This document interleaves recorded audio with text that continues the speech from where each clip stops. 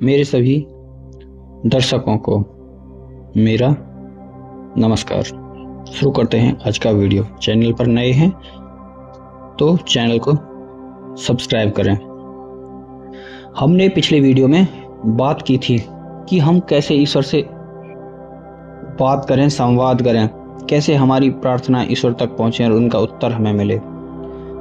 उसी कड़ी में हम आगे अपनी प्रार्थनाओं की पुकार कैसे हो, प्रार्थना आत्मा की पुकार कैसे बने, इस टॉपिक पर बात करेंगे। प्रार्थना आत्मा की पुकार होती है।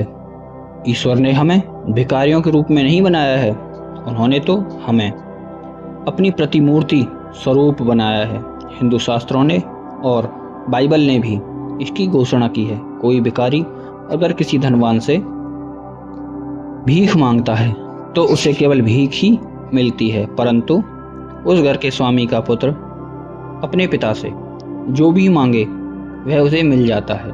इसीलिए हमें भिखारियों जैसा बर्ताव नहीं करना चाहिए। जब कृष्ण, बुद्ध, क्राइस्ट जैसे अवतार यह कह रहे थे कि हम ईश्वर के अंश हैं, तो वे झूठ नहीं बोल रहे थे। फिर भी हम देखते हैं कि कुछ लोग न केवल संपन्न घरों में पैदा होते हैं, बल्कि वे किसी चीज को भी छुएं वही सोना बन जाती है, जबकि अन्य लोगों को केवल असफलता और समस्याएं ही नसीब होती हैं। तो ऐसे लोगों में ईश्वर का अंश कहाँ गया? ईश्वर की शक्ति हम में से प्रत्येक में है। प्रश्न केवल इतना ही है कि उसे कैसे विकसित किया जाए।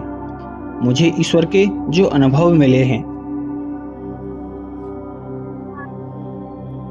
उनसे मुझे जो सीख मिली, उनका यदि आप पालन करेंगे तो आप जिस उत्तर की तलाश कर रहे हैं वह आपको मिल जाएगा। पहले काल में आपको अपनी प्रार्थनाओं का उत्तर न मिलने से निराशा हुई होगी। अब तब भी विश्वास मत खोइए।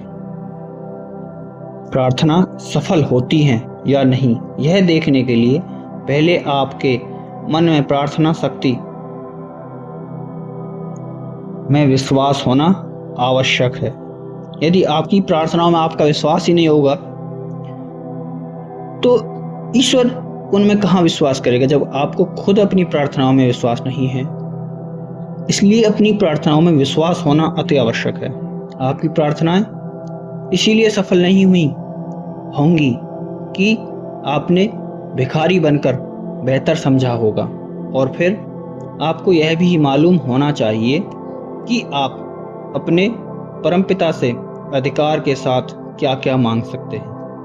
आप अपने पूरे मन और शक्ति के साथ भी पृथ्वी का स्वामी बनाए जाने के लिए प्रार्थना करेंगे तो वह प्रार्थना कभी स्वीकृत नहीं होगी, क्योंकि भौतिक जीवन से संबंधित सभी प्रार्थनाओं की एक सीमा होती है।